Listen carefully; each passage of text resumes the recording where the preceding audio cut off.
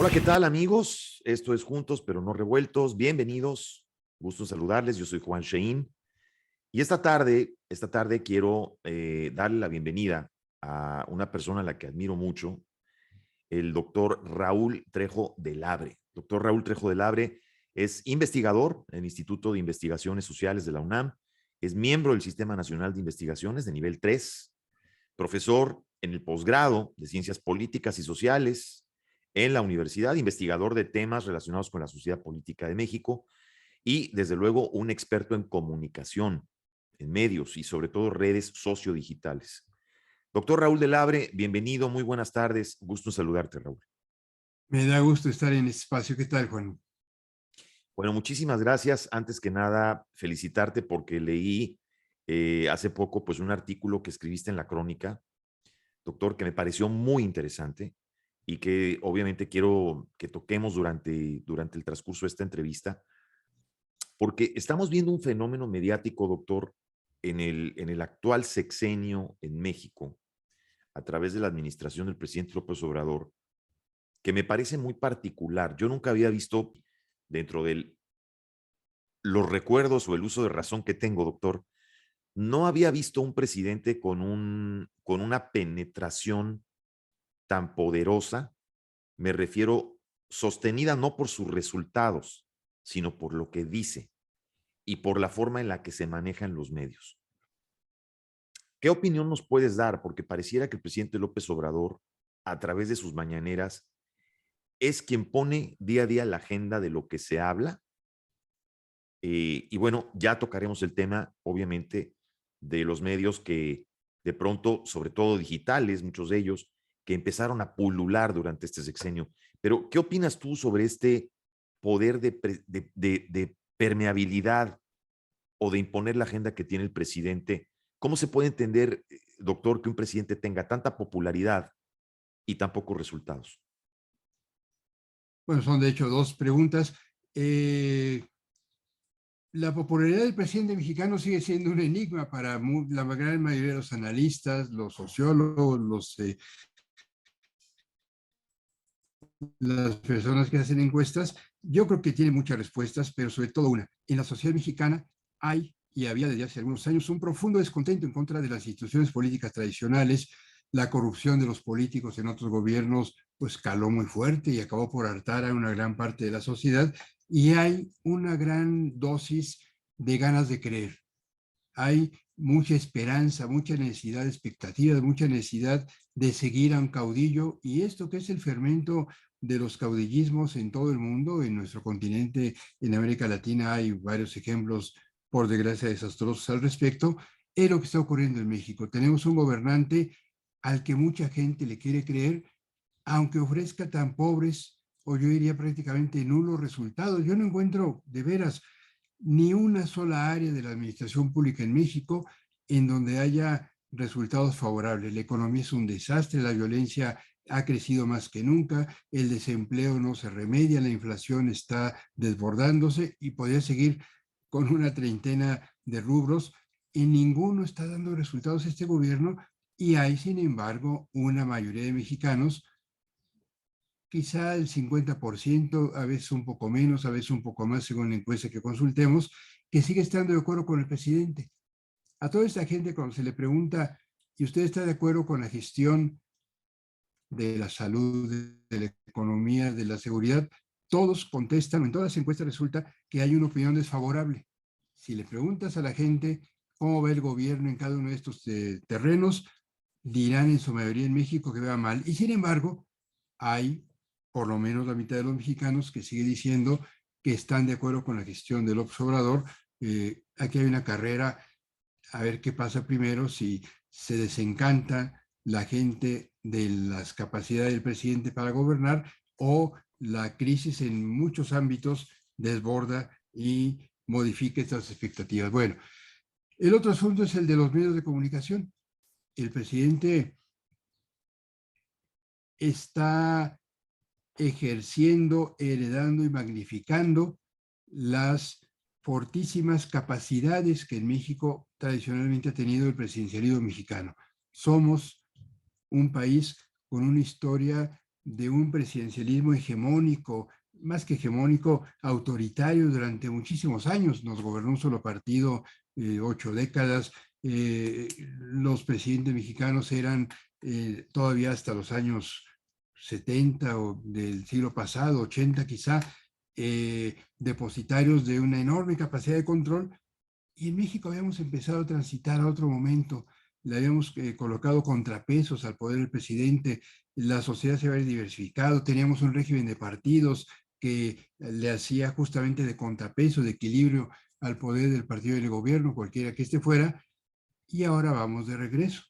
Hay una involución en la historia mexicana que ha sido propiciada por el enorme respaldo popular que ha tenido el presidente López Obrador, y este gobernante mexicano está volviendo a concentrar las capacidades del viejo presidencialismo mexicano. Bueno, esto se traslada a los medios de comunicación e igual que en otras épocas, lo que dice el presidente se propala por todos lados, con una diferencia, yo creo.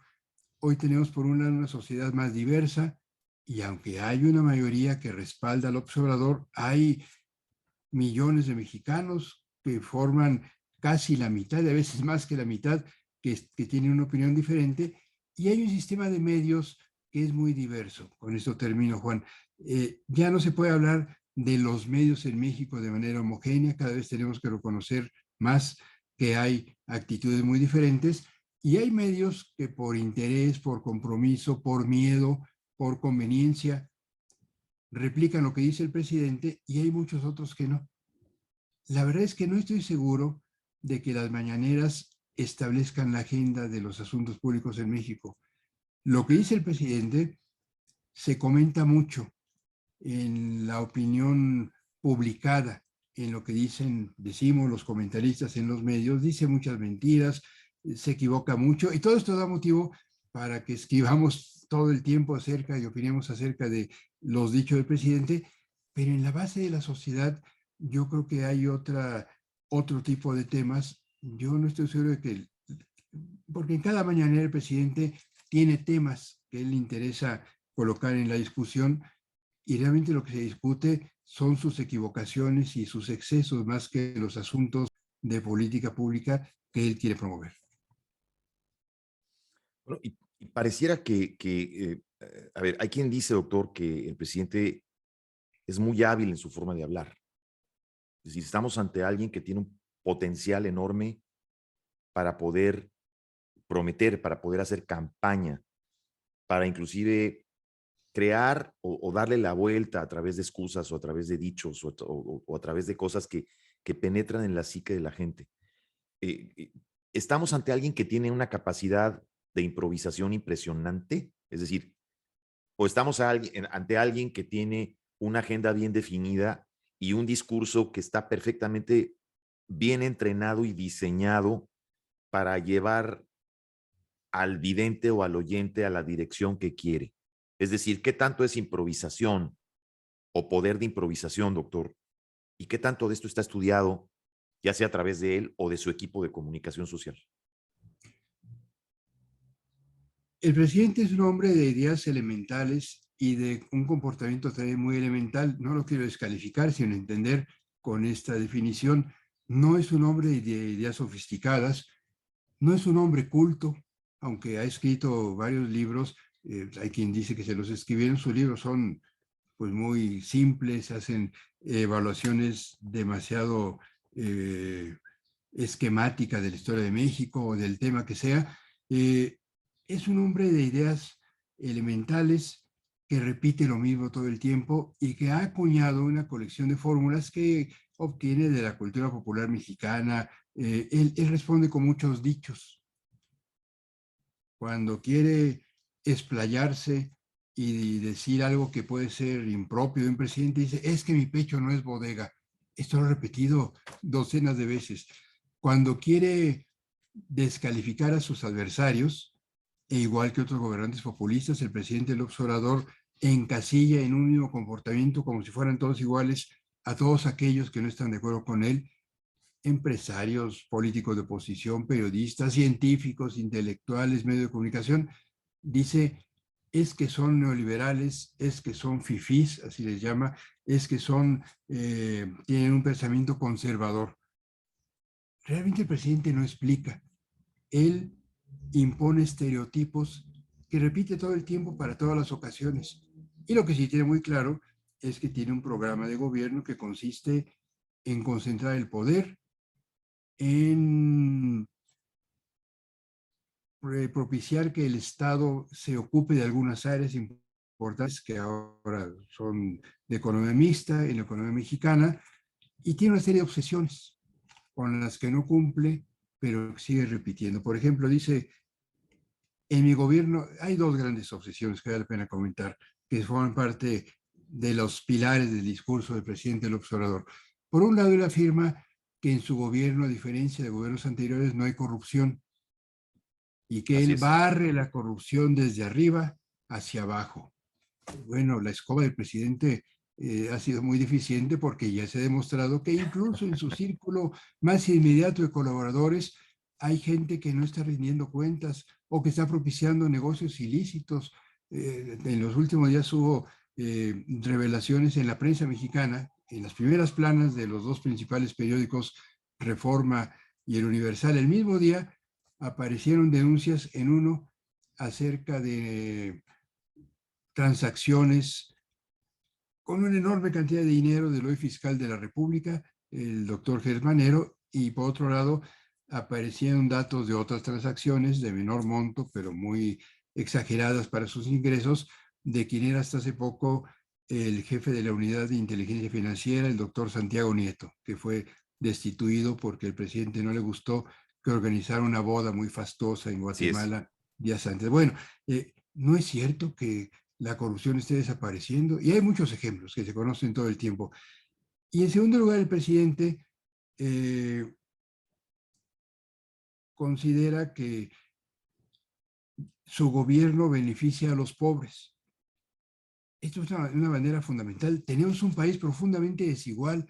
Los gobiernos anteriores no lograron abatir la profunda escisión que hay en la sociedad mexicana, Bueno, en y donde perdón, hay... y ahí se mantiene. O sea, Sí, él ahí se claro. mantiene, él de ahí no sale. Es decir, él se mantiene con el discurso de que es por los pobres. Y Y es un todo lo que discurso hace y todas las decisiones las justifica con eso, ¿no? es un discurso que muchos mexicanos aplaudiríamos si fuera congruente con él, pero no lo es. Así En es. lo que va de este gobierno, y según datos hasta mediados del año actual, datos oficiales del Instituto Nacional de Estadística y del Consejo Nacional para la Evaluación de la Política Social, se ha podido comprobar que hoy México tiene más pobres que antes del gobierno del presidente López Obrador. Por lo menos 4 millones de pobres más. Y en algunos rubros estamos peor, comenzando por la salud, que es un asunto elementalísimo. Pero de esto que mencionas, Raúl, hay algo que me sorprende todavía más. Porque ante estos problemas, ante la gravedad de estas cosas que mencionas, el presidente pareciera dar respuestas muy simples, excusas muy simples. Es decir, para él es muy simple dar excusas. Y vemos que día con día hay un espacio mediático que él tiene, que no han tenido otros presidentes en el pasado, que son las mañaneras. Tú hace un momento mencionabas las mañaneras. Es decir, nos damos cuenta entonces de lo imprescindibles que son las mañaneras para este gobierno, para poner o para poder gobernar y para poder estar constantemente mencionando o diciendo lo que se necesita que la gente crea.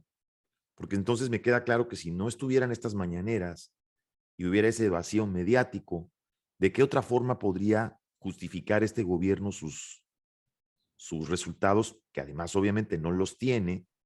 Y entonces tal parece que el espacio de las mañaneras es el espacio ideal para justificar, para hablar, para prometer, para contradecir y también para atacar, porque hemos visto el constante ataque y la constante crítica agresiva a periodistas que disienten de este gobierno. ¿Qué haría este gobierno sin esas mañaneras, doctor? Eh, las sesiones estas matutinas le son imprescindibles al presidente. Él, yo te decía, quizá no está colocando sus temas en la agenda pública, pero él él como persona, como protagonista de la política mexicana, sin lugar a dudas, está en el centro de la vida pública mexicana.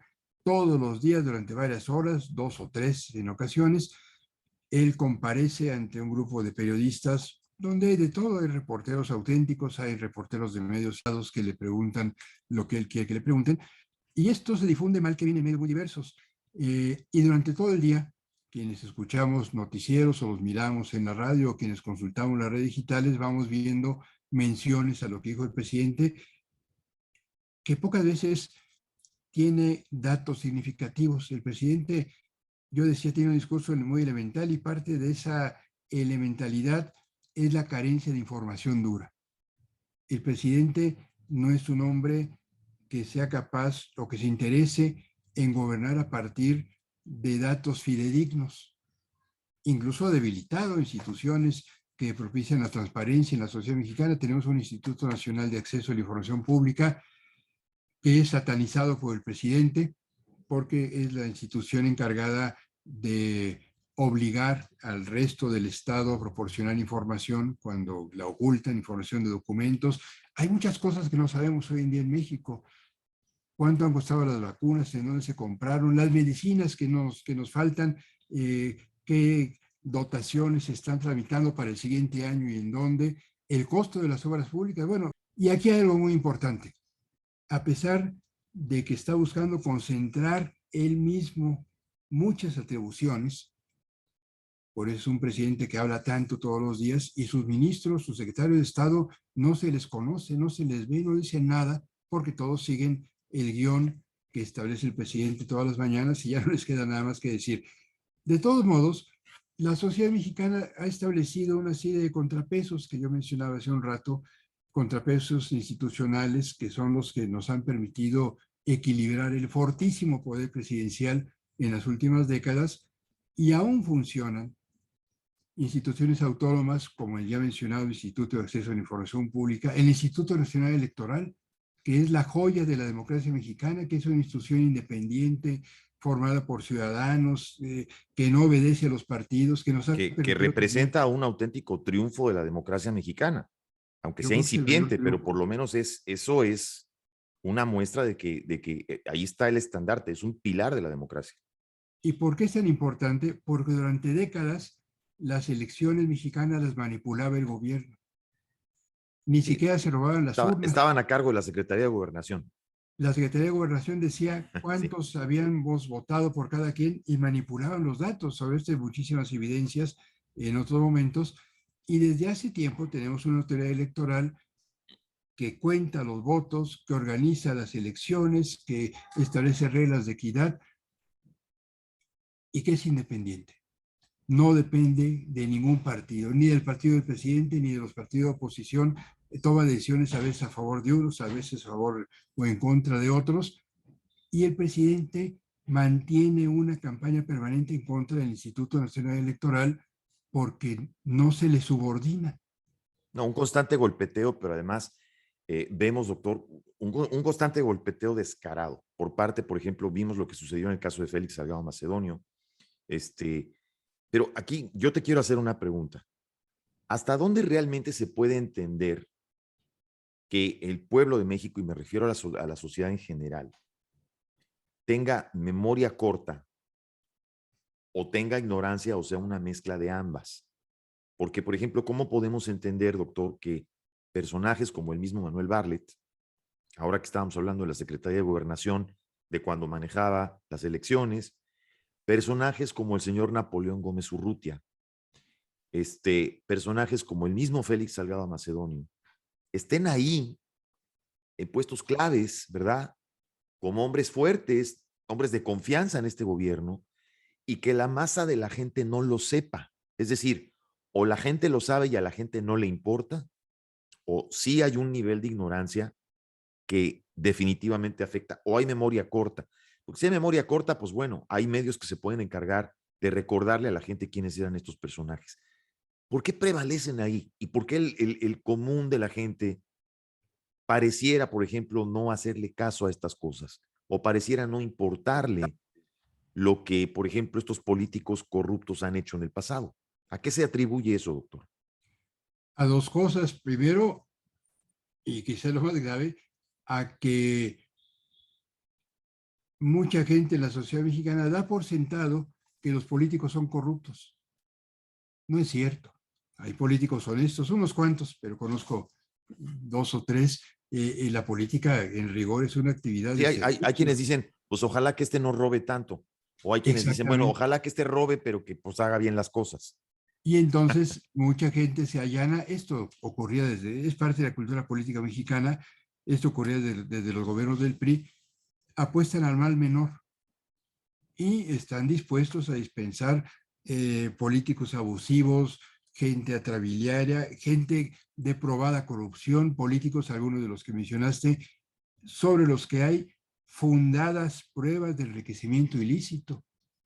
Hay políticos mexicanos, como algunos de los que mencionaste, que tienen propiedades, casas, recursos que no se justifican a partir de sus ingresos. Bueno, esto ocurre por una parte. Y por otro lado está el otro factor que mencionabas, que es la insuficiente memoria histórica.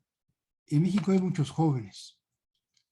La hegemonía del viejo PRI pues duró hasta los años 90 del siglo pasado, eh, y hay toda una generación, quizá haya dos generaciones que han crecido sin el viejo PRI, Así que es. nacieron en los años 90, que hoy son muchachos de Sí, yo 20 diría de años, quizás del 95 para acá, ¿verdad? exactamente.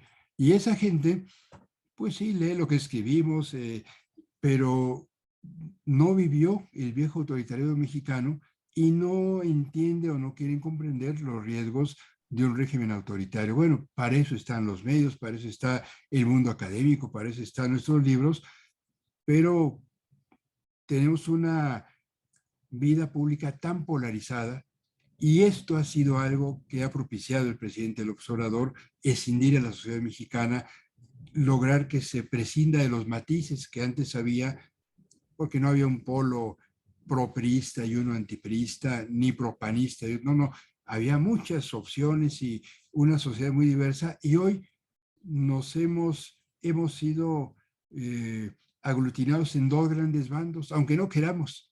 La Así es. polarización existe, ha sido propiciada por el gobierno y por este ánimo de disgusto y de revancha y de Bueno, esperanza de la y sociedad también la mexicana. polarización de medios, doctor. Y los medios han contribuido a ella y a los medios mismos se les ha ubicado en estos bandos.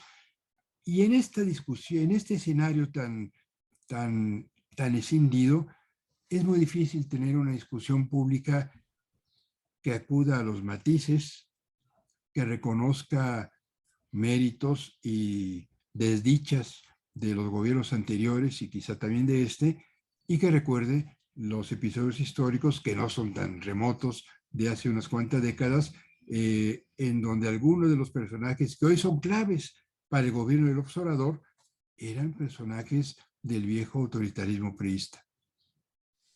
Ahora, para nadie es una sorpresa, y esto lo sabemos todos, doctor, que siempre en cada sexenio ha habido medios que dependen de la publicidad del gobierno, la publicidad que compra el gobierno. Y que esto de una o de otra manera influye para que los periodistas que trabajan en esos medios moderen su crítica, atenúen en ciertos casos también la crítica o lo que puedan comentar acerca de el gobierno en turno. Pero no, desde que tengo uso de razón no he visto nunca, doctor, un gobierno que tenga la fuerza que tiene este, no solamente para hacer que los medios típicos o los medios que tienen empresas que dependen en cierta manera de la publicidad del gobierno, atenúen sus críticas, sino que aquí solo este gobierno también se ha encargado de crear otros. No recuerdo yo un gobierno con tanta fuerza a nivel mediático que tenga el poder de manipular, no sé si la palabra manipular sea la correcta, pero el poder de crear o de tener esa forma de contrarrestar lo que otros medios, ¿verdad? No acordes o que no dependen del presupuesto del gobierno puedan decir o puedan criticar. Para mí no es una sorpresa porque yo en Estados Unidos aquí vivimos pues con la clara, aquí sabemos que CNN es un medio claramente demócrata, Fox News es un medio claramente republicano, es decir, aquí los medios no ocultan su tendencia, ¿no? Sin embargo, en México no, en México nunca hemos visto esto, en México hay simplemente el medio que va con la corriente o que va con la ola del gobierno que está en turno. Pero también, por otro lado, hemos visto una migración de periodistas que se han ido de los medios tradicionales a los medios independientes, sobre todo YouTube, por ejemplo, y que desde YouTube, pues, han creado canales con unas audiencias impresionantes, con una penetración que puede ser incluso capaz de influenciar en cierta forma, en gran forma, a la sociedad. Eh, ¿Cuál es el estatus actual? ¿Qué podemos decir que este gobierno, en qué ha tenido éxito este gobierno manejando a los medios, medios tradicionales? A mí me asusta ver, por ejemplo, de repente cómo un periódico como La Jornada recibe 600 millones de pesos como presupuesto. O sea, un periódico, La Jornada. Yo sé que, repito, no es nuevo, porque en otros sexenios ha pasado, pero nunca lo habíamos visto con tal fuerza como en este sexenio. ¿Qué opinas tú, doctor, de eso? Bueno, que hay una cadena de factores que se amalgaman para crear esta situación mediática. En México, proverbialmente, durante casi todo el siglo pasado, los medios dependían del gobierno, sobre todo la prensa escrita, para publicarse. En México tenemos, o teníamos, esto ha empezado a cambiar, muchísimos medios. Tan solo en la Ciudad de México, no estoy seguro, hay casi 40 diarios, 35 quizá. Es decir, periódicos que se publican todos los días, con fotografías, con diagramas, que se imprimen y no, y la mayor parte son publicaciones que no tienen lectores. En México hemos padecido una vergonzosa paradoja que ha sido tener muchos medios fundamentalmente impresos, pagados con recursos públicos, con nuestros impuestos, y que no tienen audiencias. ¿Por qué? Porque los anteriores gobiernos alentaban ese tipo de medios simplemente para que existieran y formaran parte de un coro de aplaudidores. Como digamos, como si fueran un pasquín, como si fueran un boletín del gobierno. Y a veces ni siquiera eso. Eh, yo siempre me pregunté y escribí mucho acerca de esto, ¿por qué el gobierno mexicano, hablo de los gobiernos priistas, pero los del PAN mantuvieron en lo fundamental esto, pagaban a medios sin audiencias? Yo conocí ejemplos de medios que imprimían, no exagero, unas cuantas docenas de ejemplares de periódicos diarios que eran periódicos hechos para no circular. ¿Y cuál era el negocio? Por recibir publicidad del gobierno. ¿Y qué ganaba el gobierno con esto? Nada. Era como crearse un cuarto lleno de espejos en una habitación para que el gobernante en el espejo por el que pagaba se viera reflejado. Era una absoluta ficción y esto ha seguido existiendo de diferentes maneras. En el caso de la prensa escrita, los medios electrónicos no viven fundamentalmente de la publicidad oficial, no les cae mal. El Televisa y Televisión Azteca encabezan todavía la lista de los medios beneficiados con publicidad del gobierno, pero el monto que les paga el gobierno por publicidad es equivalente a un porcentaje pequeño, 4, 6, no más del 8% de sus ingresos. Es mucho para cualquier empresa, pero no es definitivo. Y al mismo tiempo hay unos cuantos medios que cada vez dependen menos de la publicidad del gobierno. Publicaciones culturales como Letras Libres y Nexos, periódicos que son grandes empresas, como ya los mencioné, como el Universal y Reforma, y quizá algunos casos en el caso de los medios electrónicos. Al mismo tiempo tenemos medios que, a diferencia de Estados Unidos, en Estados Unidos es muy difícil que un periódico como el New York Times o el Washington Post, bueno, el Washington Post ahora sí, tengan propietarios que se dedican a otras cosas. Así es. Pero incluso el propietario del Washington Post, que es este señor dueño de Amazon, no confunden sus negocios, no se meten en la gestión del periódico hasta donde se puede saber. En México no. En México hay muchos empresarios que tienen medios para hacer otros negocios. Es el caso, por ejemplo, de Ricardo Salinas Pliego, el propietario de Televisión Azteca. Así es. Televisión Azteca tiene mucha cobertura, tiene influencia por O sí Grupo mismo. Imagen, ¿no? Inclusive también. Sí, así es. Y cada uno de estos empresarios, Salinas Pliego, que está en Televisión Azteca, o la familia Vázquez Aldir, que está en el Grupo Imagen, tienen otros negocios. bancos, un banco tiene Salinas Pliego, Sí, tienen tiendas, las tiendas Electra, en las fin, tiendas Electra, sí, correcto. y, y utiliza sus medios para favorecer a sus negocios. Creo que en el caso del Grupo de Imagen se cuidan un poquito más de eso, pero evidentemente el tener otros negocios en los cuales les es importante la inversión o la contratación con el gobierno, modera la independencia o cancela la independencia, porque si es independiente o no, de muchos medios de comunicación. Esto ocurre con una gran cantidad de medios en México. Y por último tenemos el caso de periodistas que acuden a espacios en el mundo digital. Por un lado, en México siempre existió la tradición de que cada gobierno, cada vez que llegaba un gobernante, surgían muchos periódicos de escasa o nula circulación para beneficiarse de la publicidad oficial. Ahora tenemos esto en el mundo digital. Cuando comienza este gobierno surgen docenas, hay unos más notorios que otros, de sitios web o de blogs o de Sí, o de cuentas. canales de YouTube con Exactamente. comunicadores que inclusive la gente no había escuchado hablar antes. Es Que decir, nadie conoce, que se conocen. y de pronto, pues uno los conoce hace 3 años y ve uno que tienen 2 millones de suscriptores en sus canales, o sea que tienen una barbaridad de gente que uno también duda un poco hasta dónde es real o no esta cantidad de seguidores que tienen estos medios, ¿no, doctor? Yo creo que está muy exagerado esto, habrá que ver si son realmente seguidores, pero en todo caso son supuestos comunicadores, digo el supuesto porque yo creo que no tienen un trabajo realmente profesional, que son conocidos porque acuden a las conferencias matutinas del presidente y el presidente les da la palabra.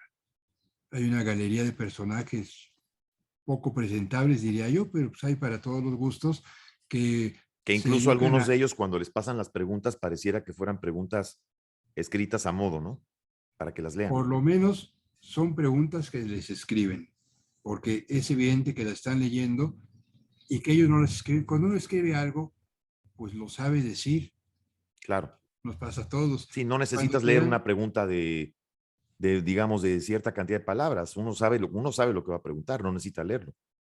y cuando te dan a leer algo, además que se los acaban de dar, pues es claro que ni siquiera entienden a veces, o hay muchos que se dedican a elogiar al presidente por su resistencia física, por su Pero hasta abnegación. los elogios los leen, doctor. Sí, Hasta los esos son elogios los unos. leen. Sí, Y además en el mundo digital, aquí tú hacías referencia a esto, hay casos muy pocos de periodistas que en busca pues de un espacio autónomo están aprovechando sobre todo YouTube. Es el caso del programa de Carlos Loret de Mola. Loret de así Mola es. es un periodista profesional, yo creo. Alguna vez participé en el jurado del Premio Nacional de Periodismo que le dio a Loret el premio cuando él estaba en un periódico. Vaya, es un periodista con trabajo, con trayectoria. Y que claramente su posición ha sido frontal contra este gobierno, Así desde es, un inicio. no lo era antes, era crítico de muchos gobiernos, pero tenía un espacio en donde no tenía la independencia que tiene ahora. Él trabajó en Televisa muchísimos años, sale de Televisa de manera poco explicada hasta ahora eh, y se asocia con esta empresa que se llama Latinus, que tiene un espacio en YouTube. Bueno, el programa de Loret, que se difunde los jueves, llega a alcanzar más de 1 millón de vistas en YouTube. Esto sí es Bastante importante. considerable, claro. Yo creo que sí, sobre todo si consideramos, supongo que no es Loret que se la pasa viéndose a sí mismo una y otra vez, ni un ejército de bots, tiene alguna influencia en la opinión mexicana y es un espacio donde investigan, hacen revelaciones incómodas para el gobierno. Pero han hecho revelaciones muy importantes, ¿no, doctor? Hay que resaltar también que este canal ha hecho las revelaciones tal vez más importantes en cuanto a casos de corrupción se refiere en este gobierno. Tan así que irrumpe también completamente en la agenda pública. Tal vez ha sido el contrapeso más importante, ¿no?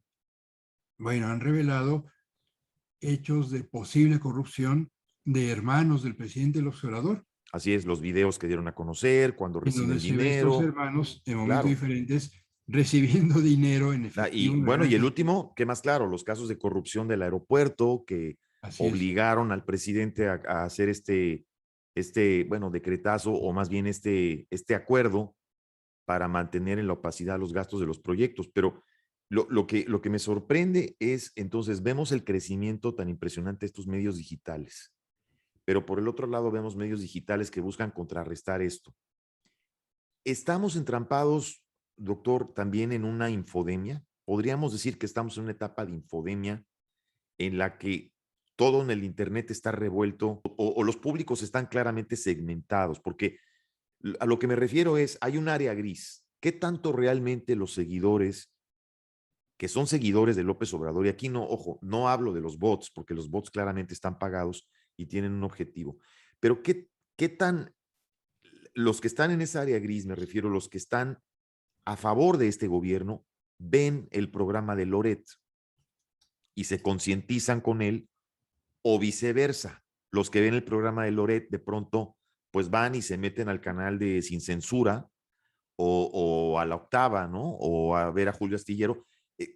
¿Qué tantos están en esa área gris? Que son los que en un momento dado pueden cambiar su opinión, tanto para un lado o para otro. ¿O estamos completamente radicalizados?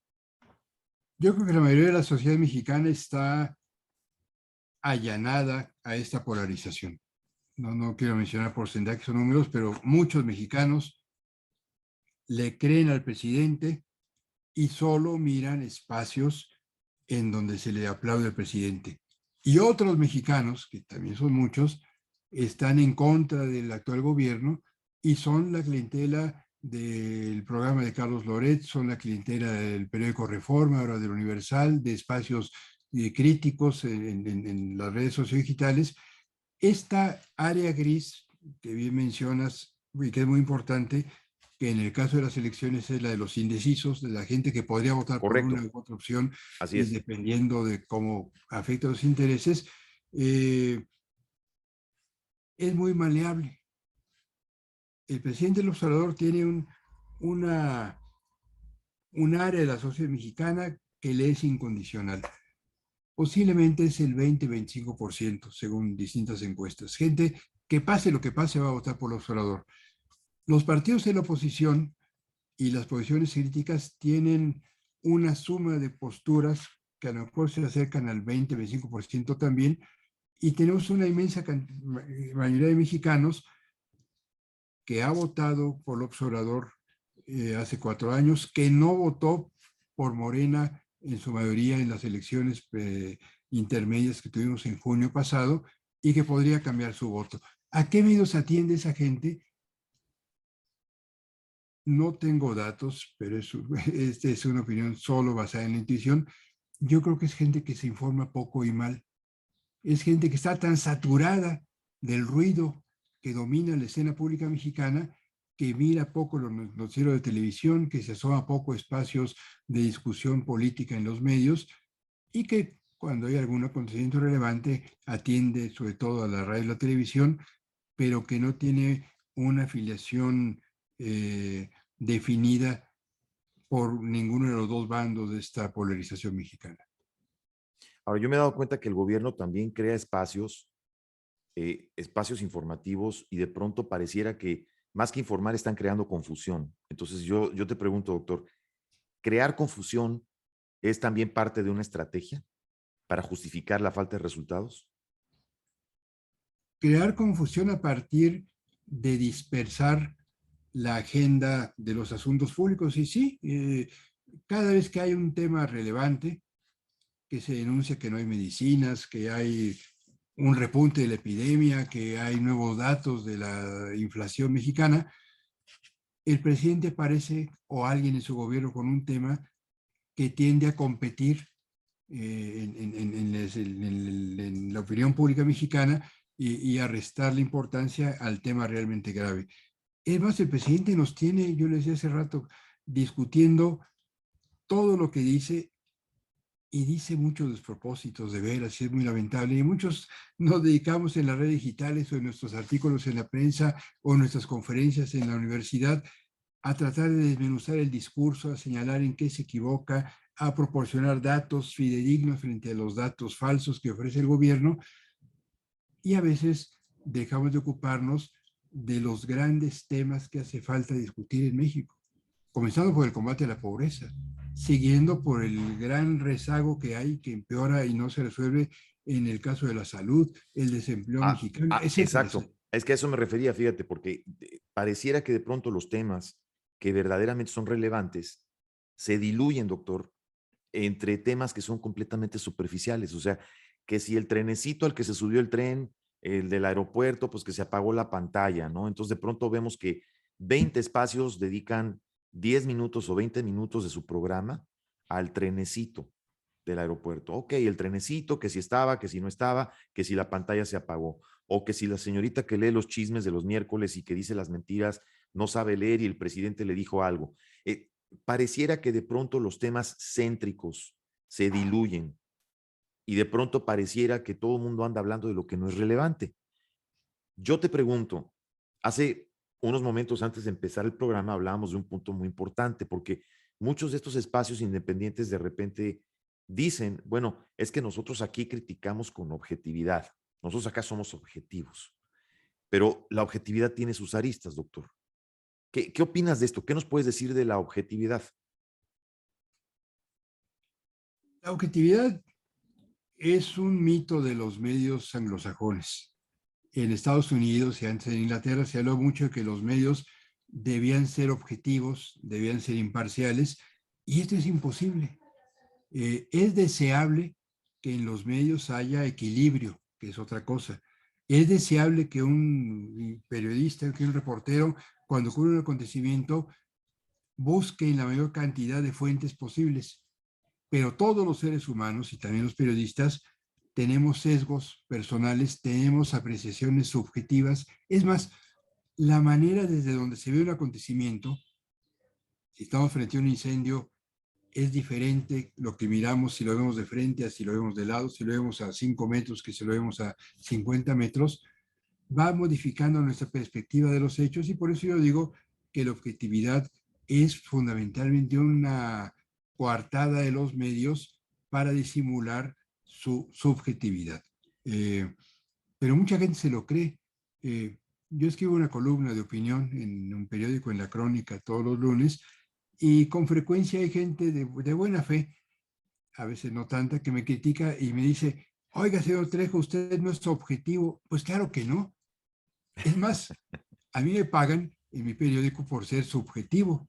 Así es. Claro, por ofrecer una subjetividad documentada y se espera que yo no diga tonterías o no diga muchas, pero mi subjetividad, mi apreciación desde mi horizonte, de la manera como yo miro las cosas, es lo que ofrezco a la gente que me lee, igual que a los que leen mis libros. Eh, yo creo que incluso en Estados Unidos los medios que siguen hablando de objetividad ya no se ufanan de no tener un punto de vista. En Estados Unidos, cada elección presidencial y a veces en las intermedias, el LA Times, el Washington Post, el USA Today inclusive, dicen, nosotros apostamos por este candidato. Y a veces cambian del demócrata al republicano, pero hacen pública sus apuestas o sus simpatías políticas. Esto es algo que no ocurre en México. En México, por lo general, los medios siguen ufanándose de una imparcialidad que ningún medio tiene, y esto también tiende a confundir y a modificar la capacidad de crítica de la sociedad mexicana a sus propios medios de comunicación. Y fíjate que a mí me preocupa, doctor, que en los últimos 3 o 4 días en México, en un país como México, que tiene los problemas que tenemos actualmente, donde vemos que está sucediendo lo que está sucediendo, me preocupa mucho, doctor, que la noticia más importante sea un libro de una periodista, que además digo, yo la respeto, he tenido el gusto de entrevistarla, pero me preocupa que la noticia principal y el tema principal en la sociedad y en los medios sea un libro que habla de las esposas y de las mujeres del narco.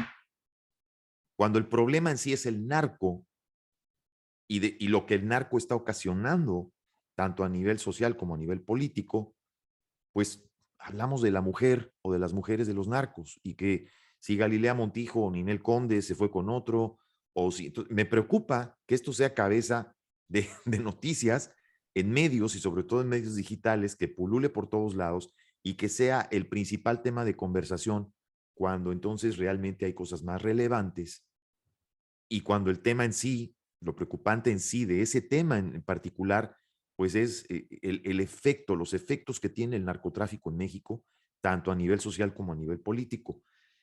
¿No te parece esto preocupante? ¿O esto es parte de nuestra idiosincrasia, doctor?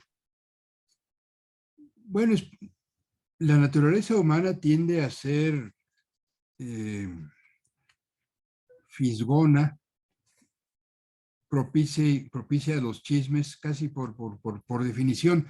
Eh, a todos nos gusta de una u otra manera mirar en las vidas personales de los demás y si se trata de personajes públicos esto causa más expectación. De ahí el éxito de los tabloides en la prensa, del periodismo sensacionalista, de los espacios de comentarios de espectáculos que son cada vez más vulgares, al menos en México, en radio y televisión.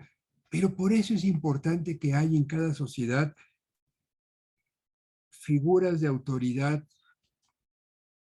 puede ser muy trivial el término, pero creo que hay que reivindicarlo, moral Así es, eso y te de iba a decir. autoridad dada por el conocimiento que puedan orientar la discusión pública.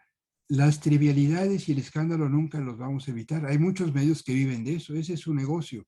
No lo juzgo, pero no tenía por qué tener tanta relevancia si hubiera fuentes de autoridad a los cuales atender a la sociedad. ¿Y qué está pasando? Esto es algo general, pero en México creo que se ha acentuado mucho más. Estamos erosionando las fuentes de autoridad capaces de dar explicaciones y de ofrecer información para que la gente tome decisiones en la sociedad mexicana. ¿Qué pasa con la prensa? La prensa escrita, sobre todo, es tradicionalmente en todo el mundo, esto ocurre mucho en el mundo anglosajón, la fuente de reflexión, la fuente de investigación, sobre todo la fuente de puntos de vista no allanados al poder político. Y en México los periódicos tenían muy mala fama, por la historia que ya conversamos, pero el desprestigio que ya tenían es mucho más acentuado por las descalificaciones cotidianas del presidente de la República. Está él erosionando la capacidad de la prensa seria para documentar la discusión de la sociedad mexicana. Y no solo ahí, el presidente, igual que a muchos presidentes populistas, esto, insisto, son rasgos que se repiten en todo el mundo, tiene una cruzada en contra del conocimiento y el mundo académico. Así Ha es. descalificado a las universidades, ha querido emprender una revuelta en la Universidad Nacional, convocando a los estudiantes para que protesten en contra de sus autoridades, no lo ha conseguido hasta ahora. Está desmantelando un centro muy pequeño, muy abnegado, muy importante, que es el CIDE, el Centro de Investigación y Docencia Económica, que también es un centro que se financia con recursos públicos.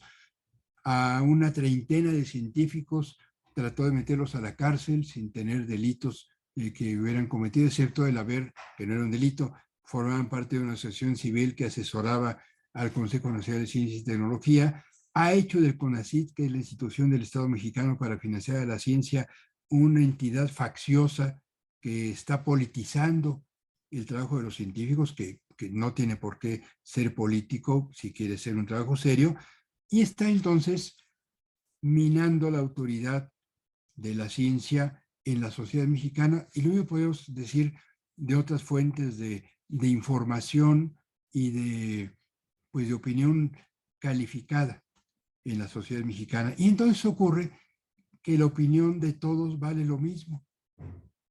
La de una señora que fue amante de los narcotraficantes, la de una actriz que dice tal cosa.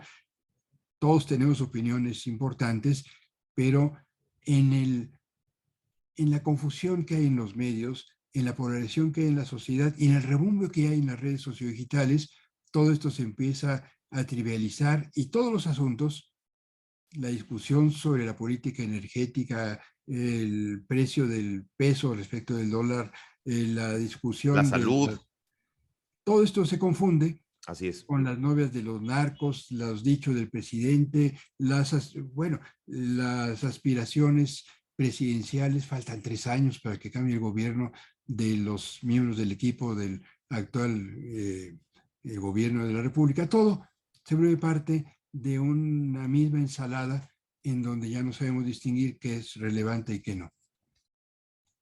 Definitivamente.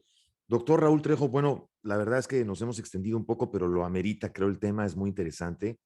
Te quiero de verdad agradecer muchísimo, doctor, que ha estado con nosotros. Creo que es un tema que además da para mucho más y nos gustaría tener la oportunidad de poder invitarte a otro programa, si estás de acuerdo, para continuar hablando del tema que me parece un fenómeno y me parece muy, muy particularmente muy interesante cómo se ha manejado la parte de comunicaciones en el actual sexenio. Dará para mucho más porque aparte vienen etapas electorales y ¿qué más podemos esperar? Doctor Raúl Trejo, no sé si quieres dar un comentario final, por favor, y te Yo pediría, por creo que favor, tus redes.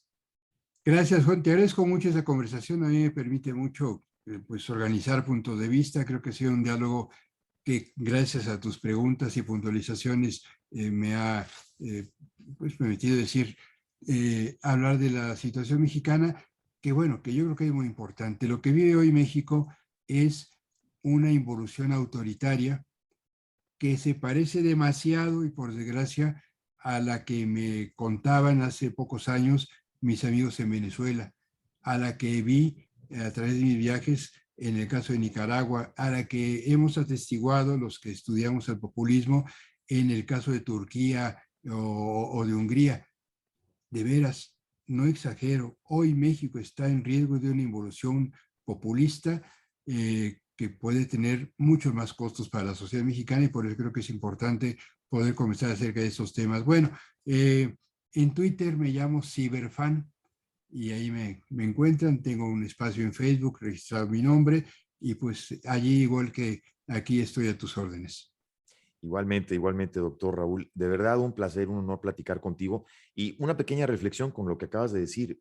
Sí, yo creo que no es casualidad, porque yo creo que las casualidades no existen. No es casualidad puntualizar esas coincidencias entre aquel aló presidente de Hugo Chávez, ¿no? Y hoy de Nicolás Maduro y las mañaneras. No es casualidad hablar de revocaciones, como cuando en Venezuela se habló de revocaciones y ahora en México se habla de revocación, que la quieren hacer ratificación. No es casualidad las similitudes de lo que se vio y lo que se ve, porque las casualidades, repito, no existen. Pareciera, doctor, parte de un plan, pareciera parte de seguir los pasos A, B, C, D, E, F, G de un libro, de un plan que está trazado. Y la parte que a mí me preocupa, y esto me lleva para cerrar el programa, doctor, que te quiero pedir tu última opinión acerca de esto, es que no veo claramente una oposición que se pudiera estar trazando o que esté trazando una trayectoria o un plan, o yo no sé si la estén planeando, pero teniendo todos los inconvenientes que estamos viendo que le salen a este gobierno, todas las liebres que le brincan a este gobierno, podríamos estar teniendo una oposición que claramente podría estar tomando esos errores y repicándolos en los medios, aprovechando esto que no hablamos, que de lo que se diluye, quienes tienen el acceso políticamente hablando, pudieran estar así repicando los temas que sí son los temas básicos, que son los temas que tienen relevancia, como la salud, como las políticas públicas, como lo que estamos viendo que sucede del aeropuerto. Y no vemos una oposición coherente, no vemos una oposición cohesionada, doctor, que no le está mandando ningún mensaje a la sociedad. Es decir, fuera de que de repente vemos pues un discursazo que se avienta Lili Telles en el Senado, o otro que se avienta también Kenia López Rabadán, o algún diputado por acá, algún diputado por allá, pero más de esos chispazos no vemos. Esas salvedades de cuando los invitan a algún programa o algún espacio donde dicen cosas que son contundentes. Pero, repito, no estamos viendo una oposición cohesionada. Doctor, ¿qué opinas de esto? Que es una desgracia nacional, es entendible. Los partidos de oposición quedaron muy golpeados desde a partir de la elección de 2018, no han sabido reorientar su trabajo, no han sabido organizarse. Cada uno de ellos, el PRI, con una tradición muy compleja y con mucho desprestigio, Acción Nacional, que es el más importante, con fortísimas tensiones y rivalidades internas. El PRD que es el partido tradicional de la auténtica izquierda mexicana, no sabe qué hacer, están transformándose, quieren hacer una opción socialdemócrata, están a punto de desaparecer. No tenemos una posición cohesionada, hay un partido muy importante con poca presencia pública, pero muy estratégica, que es Movimiento Ciudadano, que no ha querido eh, eh, participar conjuntamente con los otros Sumarse. Ajá. partidos. No tenemos una oposición, sino muchas. Y en esta dispersión, pues se beneficia el partido fundamental, el partido gobernante, que es Morena.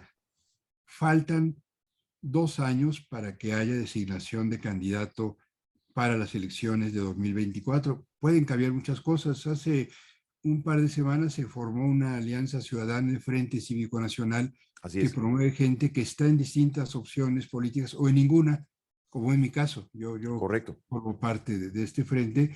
No hay una agenda de trabajo todavía precisa. Te confieso, en mi caso, no he hecho nada más que aceptar formar parte de esta coalición de ciudadanos. La intención es promover un programa que se les presente a los partidos y propiciar que haya un proceso rumbo a elecciones primarias de los partidos de la oposición para designar a su candidato presidencial. La gran tragedia de esta oposición es que no hay personajes con, con el conocimiento en la sociedad, con la experiencia política y con la frescura y confiabilidad capaz de convencer a la sociedad mexicana desde el campo de las oposiciones. Es una crisis de la política mexicana que quizá se pueda comenzar a revertir en el transcurso del siguiente año. Que ojalá. Pero entonces esto quiere decir también, doctor, que la sociedad mexicana, me refiero a la sociedad civil, tiene que tomar un poco más en cuenta el valor de lo que su peso y su importancia significa, o como sociedad seguimos esperando que salga un Mesías que nos diga lo que tenemos que hacer. Incluso en la oposición hay toda esa sensación de que ojalá surja un candidato, pues son los que ya están y habrá que ver de los que ya están cuáles tienen mejor desempeño. Sí, hay una fuerte tendencia al providencialismo en esta sociedad, es decir, a que surjan opciones mágicas. Mucha gente fue lo que creyó que podía ser el actual presidente Andrés Manuel López Obrador, y ya ha quedado demostrado que los cambios que hacen falta no surgen a partir de personajes pretendidamente iluminados, que ningún personaje tiene la representación del pueblo para hablar siempre a nombre de todo el pueblo, y que el pueblo es una conjunción de ciudadanos tan diversa y tan heterogénea que más que un líder carismático y populista necesitamos gobernantes que se hagan cargo de la pluralidad de la sociedad mexicana y que puedan gobernar con todos y para todos, y no solo para unos cuantos que son sus seguidores. Definitivamente. Pues, doctor Raúl Trejo de Labre, de verdad, muchísimas gracias por este rato. Esperamos tenerte de nuevo en el programa, de nueva cuenta. Habrá seguramente siempre mucho más cosas que hablar. Muchas gracias, doctor. Me dará gusto continuar esta conversación. Gracias, Juan. Al contrario, amigos, sigan al doctor Raúl Trejo de Labre. Ahí en pantalla están viendo el Twitter de él. Síganlo en redes sociales. Próximamente esperamos volverlo a tener en el programa. Y última llamada, pues nada más pedirles por favor que se suscriban a nuestro canal, suscríbanse a Canal UNE, suscríbanse a este podcast, búsquenos como Juntos pero no Revueltos. Aquí se habla con todos, de todos y para todos. Yo soy Juan Shein. Nos vemos y nos escuchamos la próxima.